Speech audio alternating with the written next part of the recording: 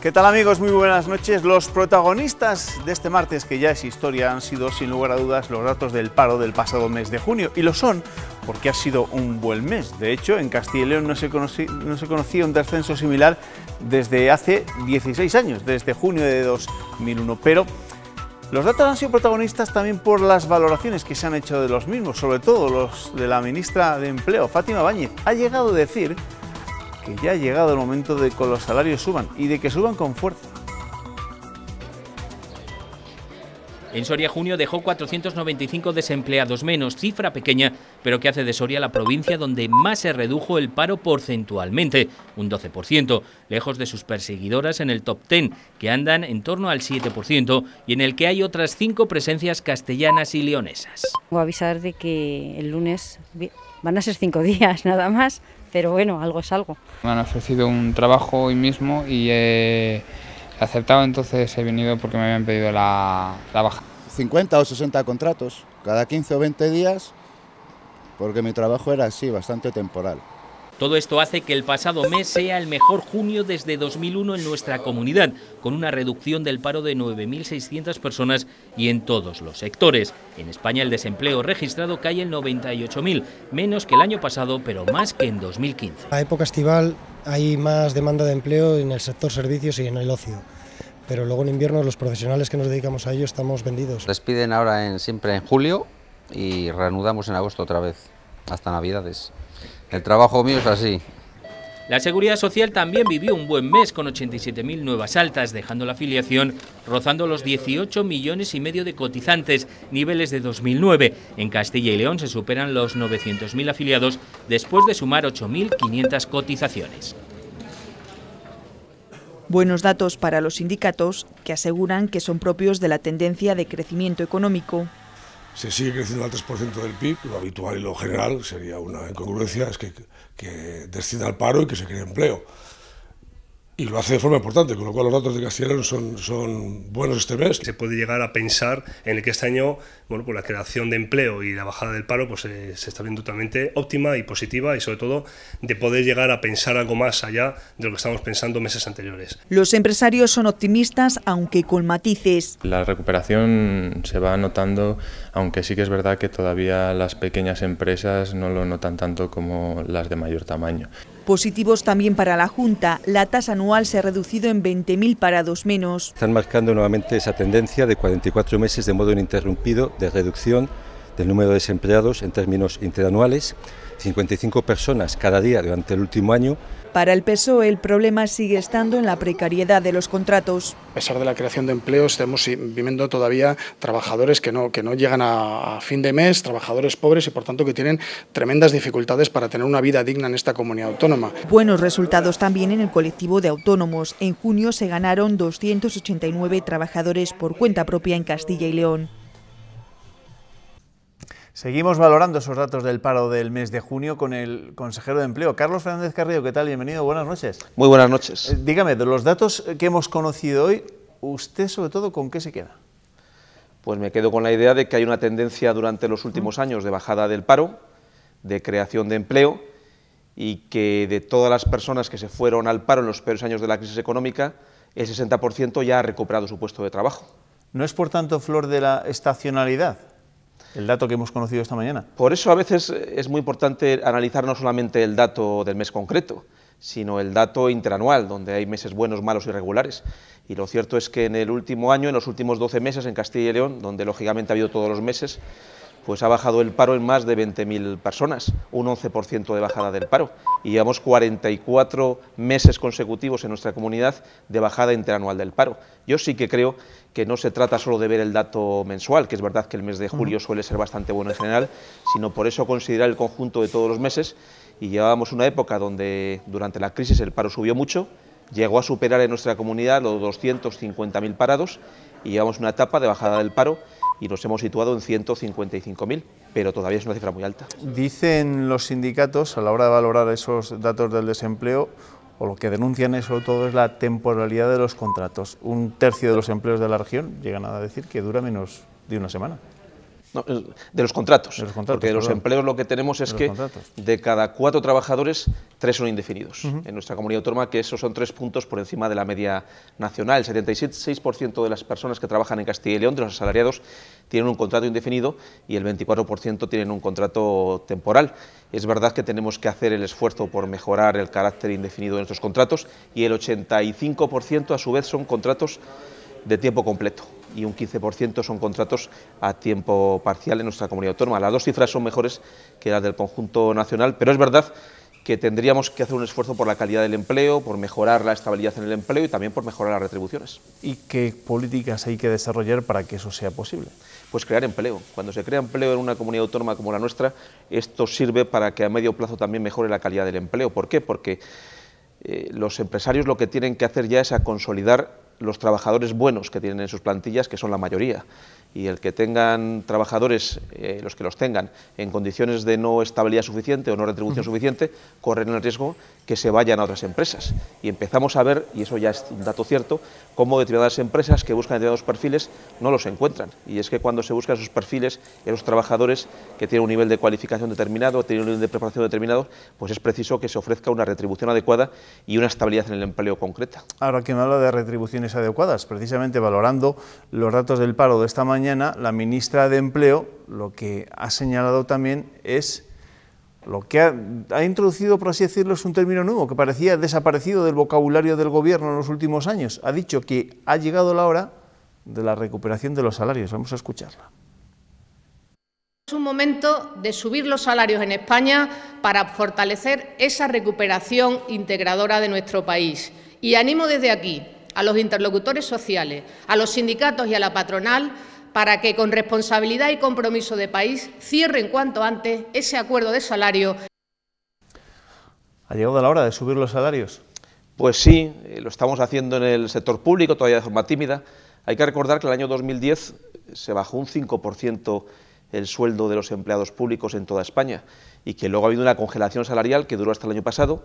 El año 2016 ya hubo una pequeña subida salarial, todavía insuficiente, y este año vuelve a haber otra pequeña subida salarial para los empleados públicos y esto tendría que generalizarse también para el sector privado, donde es bueno que después de muchos años de pérdida de poder adquisitivo y de pérdida de empleo, ahora que se está creando empleo, también se traduzca en la mejora de las condiciones laborales con más estabilidad y con mejores retribuciones.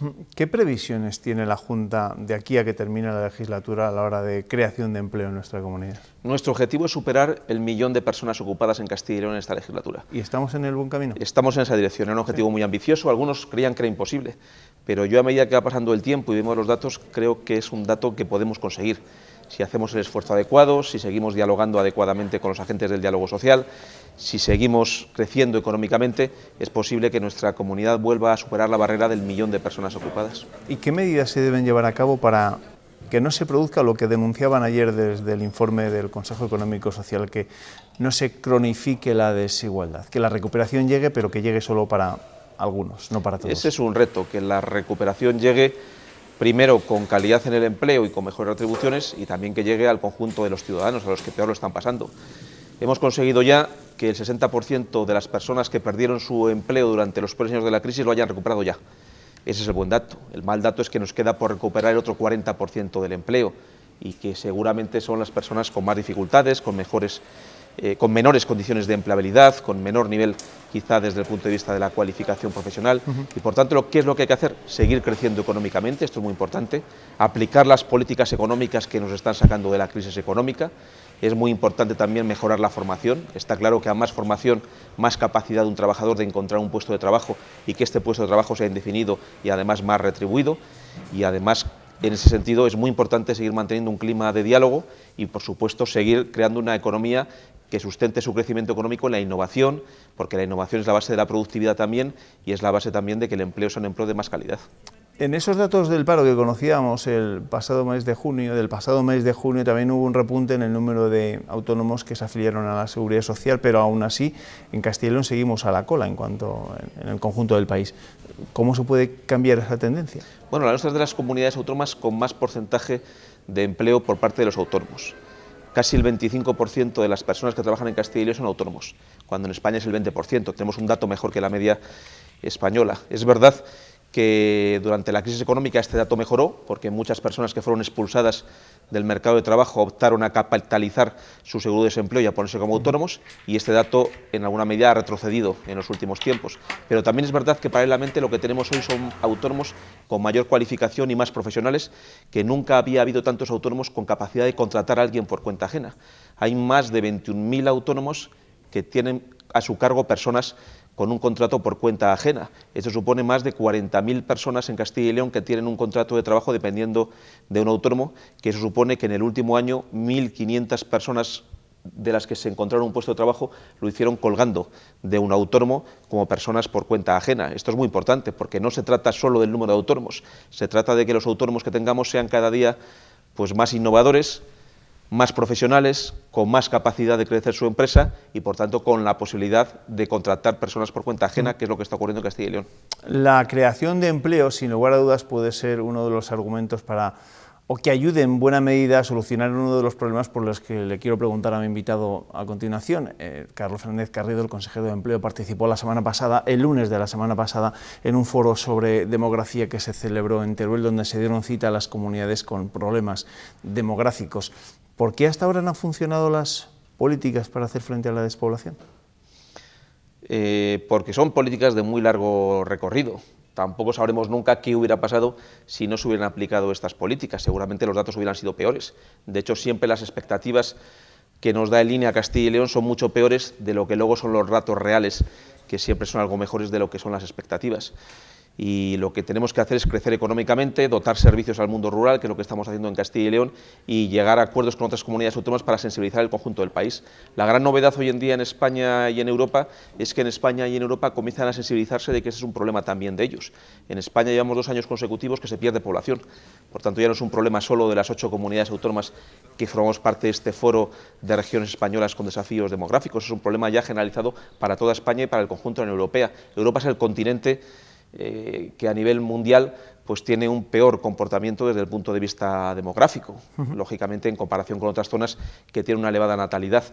Y nosotros lo que tenemos que hacer, ha empezado a hacerse ya, pues es incrementar el número de extranjeros afiliados a la Seguridad Social, que viene incrementándose, y el retorno de personas que se fueron en su momento de Castilla y León, que ya se está volviendo a incrementar en estos momentos, pero es verdad que tenemos unas tasas de natalidad muy bajas y unas tasas de mortalidad muy altas en Castilla y León, en base porque somos la segunda región española con más esperanza de vida, por encima de los 83 años de esperanza media de vida, y esto hace lógicamente que nuestras tasas de mortalidad sean algo mayores como consecuencia de ese elevado número de personas mayores que también tenemos en Castilla y León. Ese desafío demográfico iba a formar parte del nuevo modelo de financiación autonómica que se está negociando, pero del que poco sabemos hasta ahora. Yo no sé si hay algún tipo de avance a la hora de incluir medidas reales y efectivas para hacer frente a la despoblación. Se ha constituido el grupo de trabajo y todas las comunidades autónomas han elegido sus expertos, y en el caso concreto de nuestra comunidad autónoma, en lo que tiene que ver con el tema demográfico, pedimos que se hiciera una estrategia nacional para desafíos demográficos, que se está trabajando en ello ya.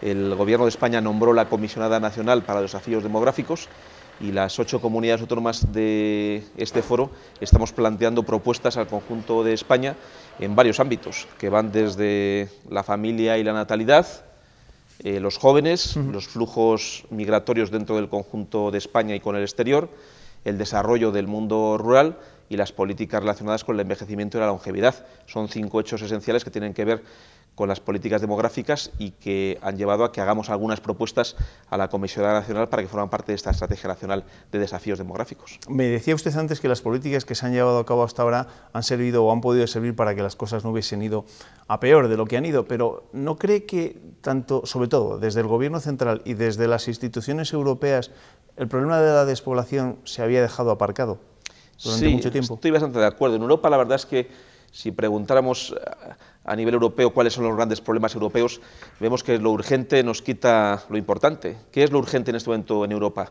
en los grandes debates europeos? Pues el Brexit, el riesgo del terrorismo, la presión en los países externos como consecuencia de los conflictos exteriores que hay en nuestro continente, en definitiva los refugiados políticos que están llamando a nuestras fronteras en un número de 3 millones de personas, el tema de los extremismos y de los populismos que han estado a punto de ganar en algunos países importantes de la Unión Europea en las últimas elecciones y finalmente, lógicamente, la crisis económica que ha llevado, lógicamente, a la intervención de algunos países miembros. Esos 5 grandes problemas europeos llevan prácticamente todo el tiempo absorbido a la Unión Europea y prácticamente no había tiempo para hablar del desafío demográfico en un continente que es el continente con más problemas demográficos de todo el planeta. Esto ha empezado a cambiar. El año pasado, el año 2016, Juan Vicente Herrera fue el ponente en el Comité de las Regiones de Europa de un dictamen sobre desafíos demográficos y ya en el Parlamento Europeo comienza a hablarse de ello y a nivel también de las asambleas legislativas de comunidades autónomas se ha creado un grupo de trabajo que además preside la presidenta de las Cortes de Castilla y León, Silvia Clemente. Yo creo que Castilla y León tiene un papel muy activo en todos esos foros, incluso en el propio Parlamento Europeo hay un grupo de trabajo donde está representado Irache García, donde ha hecho un buen papel en ese sentido sobre base del informe que había hecho Juan Vicente Herrera el año pasado para el Comité de las Regiones. Por cierto, ¿hay alguna próxima cita de este nuevo foro para la demografía? Sí, nos solemos reunir una vez al semestre. Y la próxima va a tocar en la Comunidad de La Rioja por turno rotatorio y, lógicamente, con la idea de seguir manteniendo ese objetivo de que haya una sensibilidad a nivel nacional, porque es verdad que había un lobby muy importante en España de las regiones muy pobladas, donde parecía que todo el tema de las regiones muy pobladas, la financiación de acuerdo con la población tenía que ir ganando peso y teníamos que hacer el esfuerzo contrario, poner de manifiesto las dificultades y los problemas de las regiones como las nuestras. Hoy en día en España el 60% de los españoles viven a menos de 50 kilómetros de la costa y si quitamos la isla que forma parte de Madrid, todo lo demás son esas 8 comunidades autónomas que hemos hablado antes. Son regiones de interior, regiones con un elevado peso del mundo rural, con mucha esperanza de vida y por tanto con un alto peso de la población de más de 65 años, que tenemos en definitiva dificultades y problemas en común que queremos compartir, con experiencias que son necesarias y que en España se nos escuche, porque en España este problema empieza ya a ser una realidad. Como digo, llevamos 2 años seguidos donde el conjunto de España pierde población, entre otras cosas por el bajo nivel de natalidad que tenemos en nuestro país. Muchísimas gracias, Carlos Fernández Carredo, consejero de Empleo, con el que hemos hablado de los datos del paro de esta mañana, que conocíamos esta mañana, y de esos desafíos demográficos. Gracias, buenas noches. Buenas noches a usted y a todas las personas que nos ven en sus casas a través de la televisión. Pues con ellos, o a ellos, les dirigiremos también nuestro tiempo de tertulia. Con nuestros tertulianos tendremos que analizar esos datos del paro de junio. Hasta ahora, después de la publicidad nos vemos.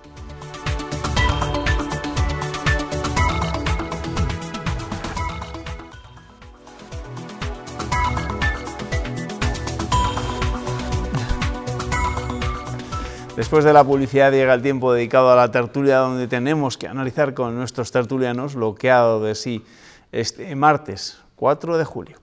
Les presento a los dos que me acompañan esta noche. Luis Jaramillo, ¿qué tal? Bienvenido, buenas noches. ¿Qué tal, Juanma? Buenas noches. Cayo Sastre, ¿qué tal? Bienvenido, buenas noches. Hola, ¿qué tal? Buenas noches. Y con la prensa, con los titulares del día, viene Ernesto Escapa. Ernesto, ¿qué tal? Bienvenido, buenos días. Buenas noches. Buenas noches, lo primero. ¿Con qué empezamos?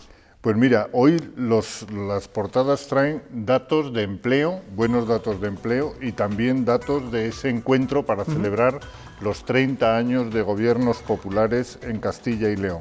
30 años de historia regional, titula su fotografía de portada El norte de Castilla, en la que aparecen Fernández Mañueco, Jesús Posada, José María Aznar, Juan José Lucas y Juan Vicente Herrera, los 4 presidentes que ha tenido Castilla y León y el actual presidente del PP y candidato a la Junta.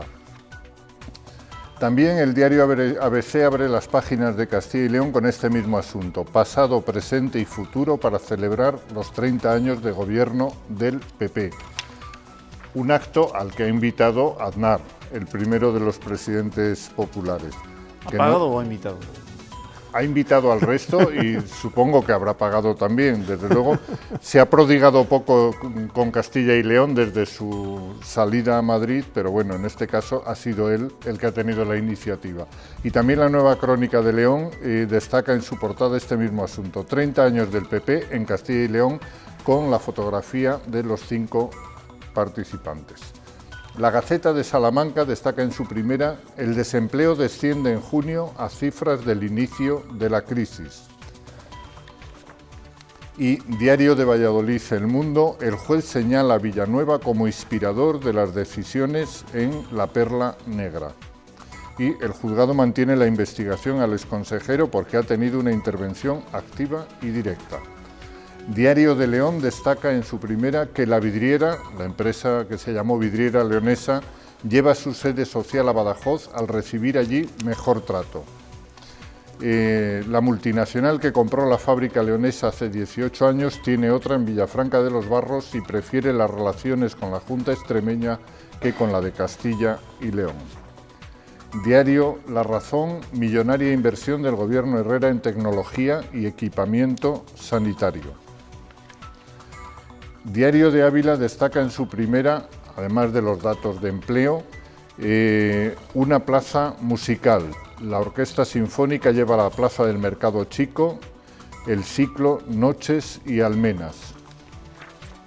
Y por último, Diario Palentino, que también abre con los datos de empleo, los buenos datos de empleo, destaca en su portada la imagen de esa exposición de Berruguete, de Alonso Berruguete, sobre las fuentes clásicas del escultor palentino de Paredes de Nava, una exposición que estará en el Museo Nacional de Escultura hasta el mes de noviembre. Bueno, gracias Ernesto por los titulares de esta jornada, por los titulares que vamos a poder leer en la prensa regional este miércoles. Es verdad que se va a hablar mucho de paro, pero también se va a hablar mucho de esa foto que ilustra unas cuantas primeras páginas.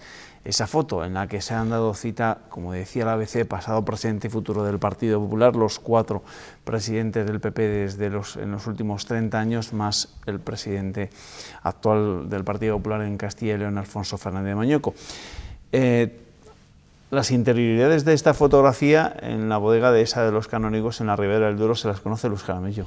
Bueno, yo creo que conocemos prácticamente todos lo mismo. Es verdad que la idea parte de José María Aznar, que ya desde hace algún tiempo estaba tratando de que hubiera algún tipo de celebración en la cual se pudiera recordar los orígenes de la victoria del Partido Popular allá por 1987, que ha dado un paso a 30 años de gobierno del Partido Popular en la presidencia de la Junta de Castilla y León. Entonces yo creo que al final las agendas han cuadrado en esta jornada y ha tenido lugar esta reunión, que yo creo que obedece, a mí me comentaban algunas personas conocedoras de algunos detalles, que obedece a una reunión de personas que son amigos, son colaboradores y han trabajado juntos, porque todos ellos han tenido una relación política y sobre todo en el caso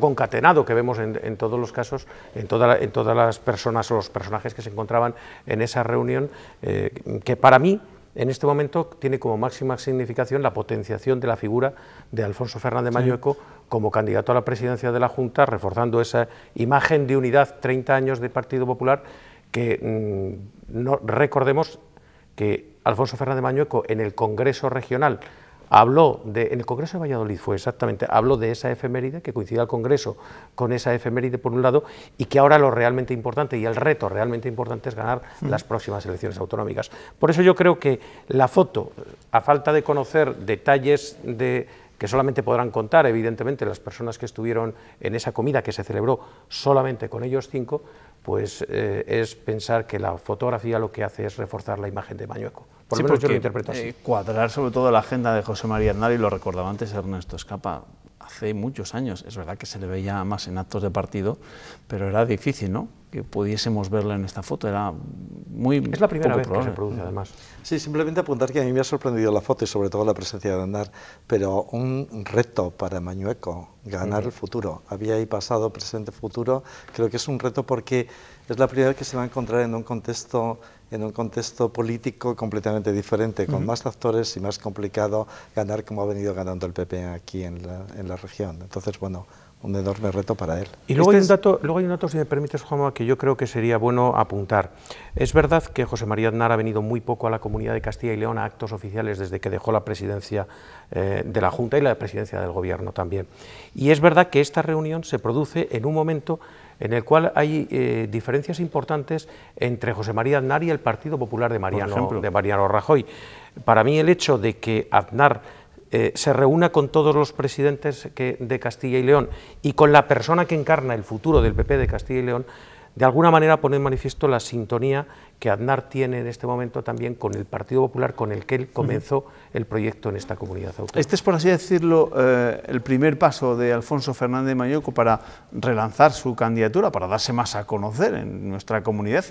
Hablábamos la semana pasada cuando entrevistábamos al presidente de la Sociedad de Sociólogos de Castilla y León, el presidente Socil, ¿no?, que él decía que a Alfonso Fernández Mañueco le quedan 2 años difíciles por delante porque evidentemente se tiene que dar a conocer, y en una comunidad como la nuestra es complicado, ¿no?, dar a conocer a un candidato. Sí, y sobre todo yo creo que esta fotografía, esta imagen, esta reunión, esta comida en la Ribera del Duero le sirve para vincularse a una cadena de éxito. Es decir, aunque Aznar no ganó las elecciones, el número de procuradores empató con Juan José Laborda a 32, sus sucesores que acudieron a elecciones, tanto Lucas como Herrera, han ganado con holgadas mayorías hasta esta última convocatoria. Y el vínculo con quien ahora es presidente del partido y candidato para las elecciones de 2019, yo entiendo que supone un empuje importante a Mañueco como candidato que sigue esa línea y que se vincula con esa línea de éxito. Bueno, pues esa era la foto que ilustraba unas cuantas portadas de los periódicos de nuestra comunidad, y una foto que merecía el análisis porque era muy difícil conseguirla, y esa foto se ha producido esta misma tarde. La Consejería de Sanidad invertirá este año más de 45 millones de euros en tecnología y equipamiento, una cantidad que incluye casi 7 millones de euros de los 18 que aporta la Fundación Amancio Ortega por el convenio suscrito con la Junta, y que se destinarán a actualizar 2 aceleradores lineales en Valladolid y en Salamanca. También está prevista la adquisición de nuevos mamógrafos digitales o retinógrafos. Tecnología compleja, como mamógrafos, y también objetos más sencillos, como sillones o camas. 45,4 millones de euros es el dinero que Sanidad prevé destinar en 2017 a la actualización de tecnología y equipamiento. En total, casi 9.000 artículos, entre los que se incluyen tags, mamógrafos digitales, ecógrafos o retinógrafos. Va a suponer, como digo, un refuerzo relevante, importante, que no habíamos podido acometer en los últimos años, para la mejora de la alta tecnología y de la tecnología media de nuestros centros sanitarios. De la polémica donación de 18 millones de euros por parte de la Fundación Amancio Ortega, la Consejería empleará este año 6,9 millones. No se han detallado las cifras, pero la mayor parte de este importe se destinará a la actualización de 2 aceleradores lineales en Salamanca y Valladolid. La actualización supone una renovación de esa tecnología que permite incorporar nuevas prestaciones, que permiten facilitar tratamientos con mayor calidad y seguridad. El consejero de Sanidad ha recordado además algunos datos del informe sobre gasto sanitario publicado por el Ministerio. Según este estudio, el gasto sanitario medio por habitante en Castilla y León es sensiblemente superior a la media nacional. Además, nuestra comunidad es la segunda que menos presupuesto destina a conciertos privados, tan solo un 4% del presupuesto. Bueno, más que polémica, la donación de Amancio Ortega ha sido una bendición, ¿no?, para ayudar a mejorar los equipamientos sanitarios en nuestra comunidad. Una breve referencia a esta información: es verdad que llega en un año que está siendo bastante complicado para la sanidad en Castilla y León, porque después os tengo que preguntar por los datos del paro. Pero también hay que reconocer que se hace un esfuerzo muy importante en los presupuestos por mejorar los equipamientos. La crisis económica se había cebado especialmente, podemos decirlo, con la sanidad, no porque la sanidad fuera desatendida, sino porque la sanidad es un elemento que hay que seguir manteniendo permanentemente, como yo digo, abierto 365 días al año, 24 horas al día, que es permanente. Yo creo que la mejor noticia que hay es que las inversiones en los presupuestos de este año prácticamente igualan a los niveles anteriores a la crisis, además a lo que hay que sumar el dinero de Amancio Ortega, que yo evidentemente no considero polémico por ningún sitio. Es más, me parece una melonez y una falta de vergüenza de quien hace ese tipo de planteamientos, ¿no? Yo creo que la buena noticia está ahí fundamentalmente, es decir, se recuperan los niveles de inversión en una sanidad que es más cara, como hemos visto, que en otros puntos de España, como consecuencia de nuestra propia condición de envejecimiento y de dispersión de la población. Bueno, sí, estoy con Luis, yo creo que son buenos datos, pero había otro dato también que publicaba hoy, he leído en algún sitio el CES sobre las listas de espera. Yo creo que que en relación con el año pasado se había complicado este punto de las listas de espera. Entonces yo creo que todas estas inversiones y esta especie de apuesta por la sanidad pública pues mejore también estos datos y que el próximo informe del CES pues mejore este punto que hemos tocado otras veces que tiene que ver con las listas de espera, ¿no? Sobre todo con el tiempo de espera para intervenciones quirúrgicas, para tratamientos y para ver al especialista, ¿no? Había ahí un punto que se ha ido complicando como consecuencia de todos estos años de crisis. Hay un dato en el informe de la contabilidad del Sistema Nacional de Salud que establece que Castilla y León destina un 4% a conciertos con clínicas privadas, siendo la segunda comunidad autónoma que menor cantidad destina. Solo hay una inferior, que es el caso de la sanidad en Cantabria, creo recordar que es, lo cual está en evidente contradicción con quienes están proclamando constantemente que hay un creciente grado de privatización de la sanidad. Yo creo que estos datos ponen de manifiesto que la sanidad aquí sigue siendo pública con todas las de la ley.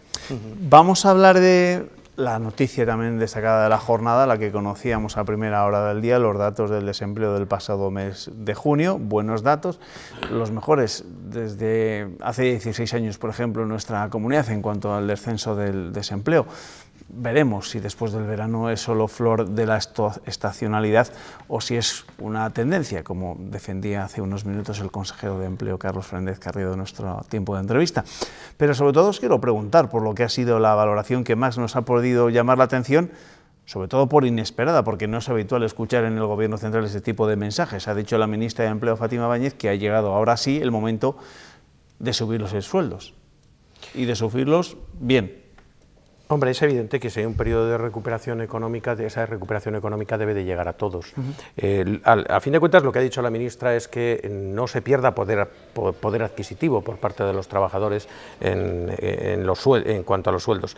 Yo creo que sí, que estamos en un periodo de bonanza económica, que es una evidencia, que se están creando puestos de trabajo.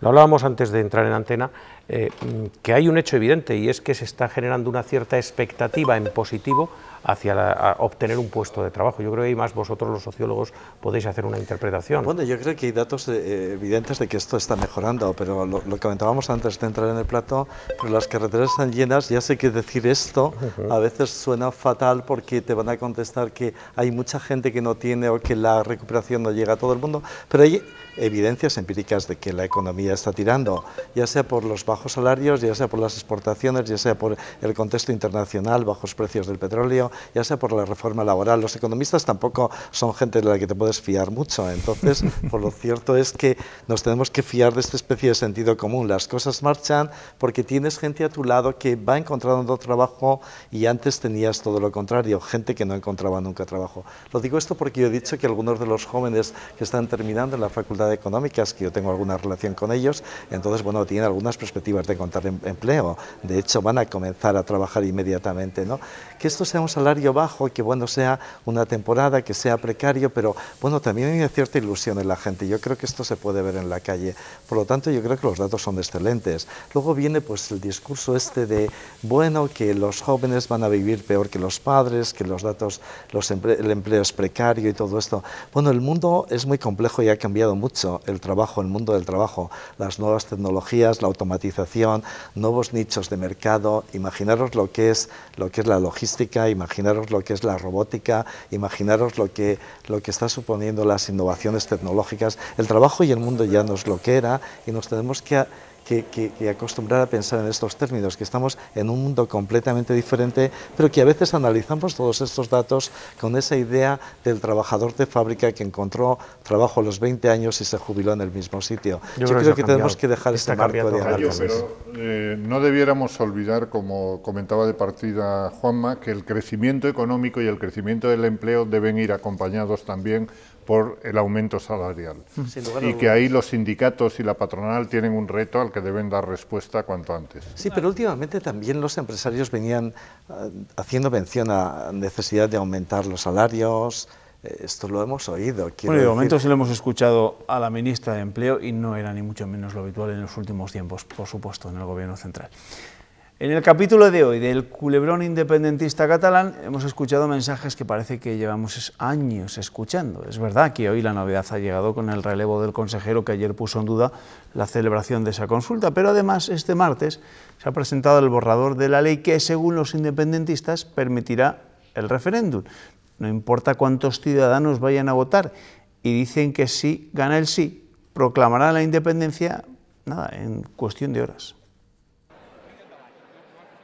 Los independentistas vuelven a intentar arrogarse la representación de todo el Parlamento de Cataluña. Ha sido el escenario en el que Junts pel Sí y la CUP han presentado el borrador de la ley del referéndum de autodeterminación, en un acto sin la presencia de la oposición con la excepción de algunos diputados de Podemos. Los secesionistas dicen que esta ley será suprema, es decir, pretenden que esté por encima de la Constitución española, y así poder declarar la independencia tan solo 48 horas después de la consulta del 1 de octubre. Si la majoria dels vots emesos són positius a crear la República Catalana, òbviament i immediatament s'haurà de declarar la República Catalana, la independència de Catalunya. Pero no refleja ningún porcentaje mínimo de participación para que sea vinculante. Sí que prevén que muchas administraciones no quieran colaborar en la consulta. El govern de la Generalitat podrà habilitar locals alternatius per a garantir l'emissió del vot dels electors.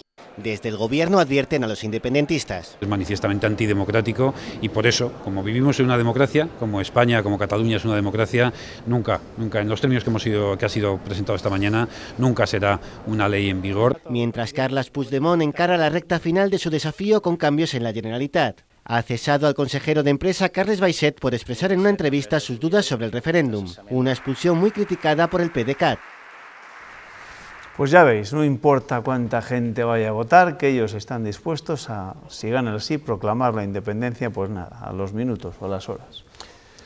Es que esta es una arquitectura construida siempre sobre falacia tras falacia, es decir, todo esto está construido sobre la base de que las Cortes catalanas van a aprobar, o la Asamblea Catalana va a aprobar una ley que llaman suprema, que está por encima del estatuto, de la norma suprema, en este caso del Estatuto y de la Constitución, y está basado todo en que consideran que el pueblo catalán es un sujeto político y soberano, que tiene libremente la capacidad de decidir. Por cierto, que esto ya figuraba en la Declaración de Independencia aprobada por las Cortes, que fue anulada por el Tribunal Constitucional.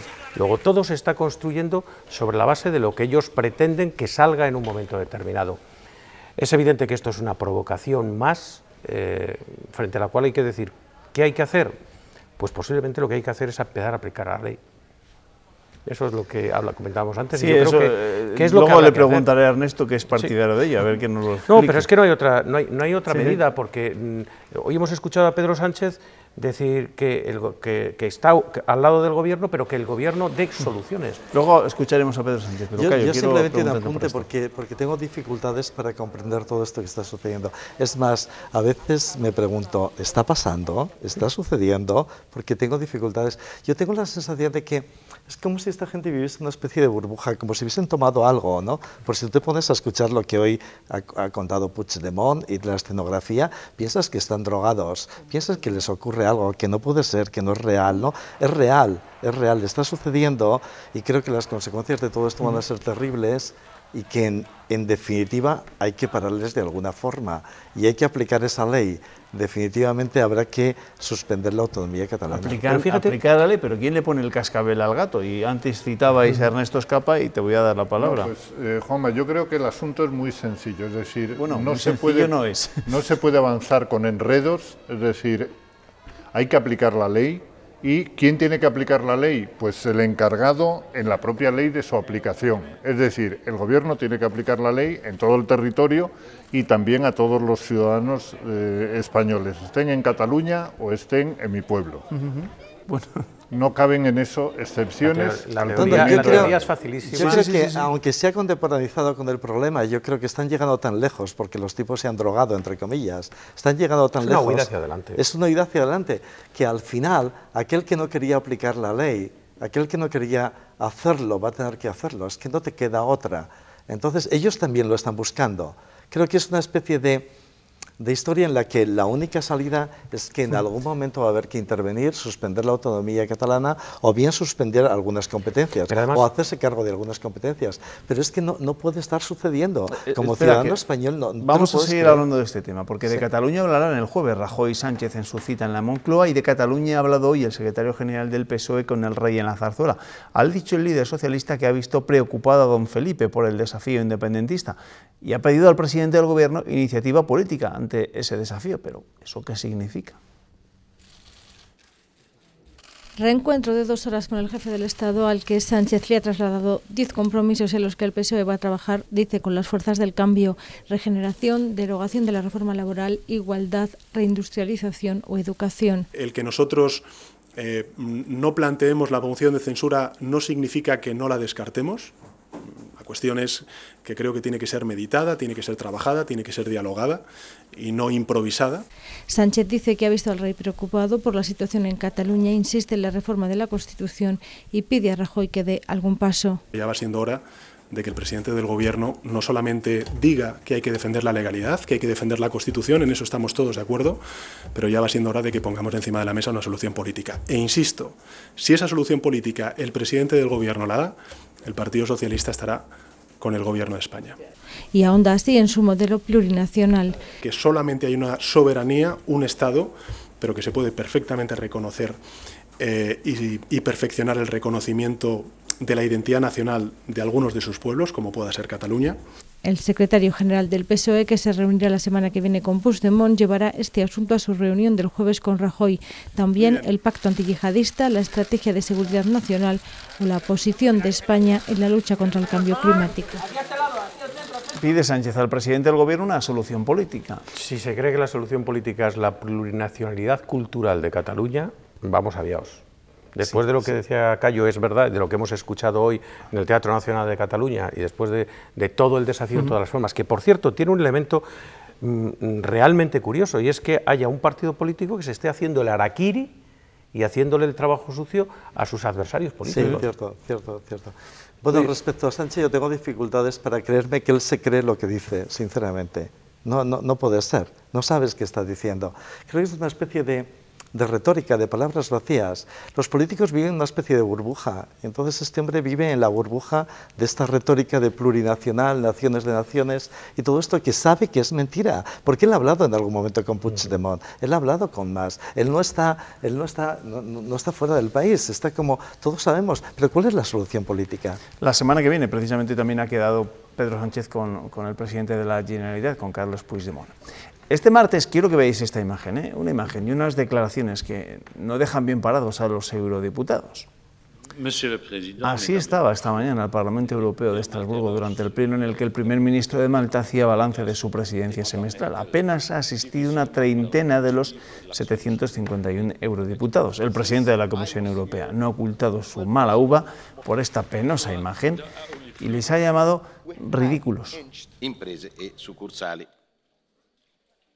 El Parlamento Europeo es ridículo, muy ridículo. Doy la bienvenida a los diputados que han hecho el esfuerzo de despertarse esta mañana para venir a la Cámara, pero el hecho de que solo haya 30 diputados en este debate es suficiente prueba de que el Parlamento no es serio.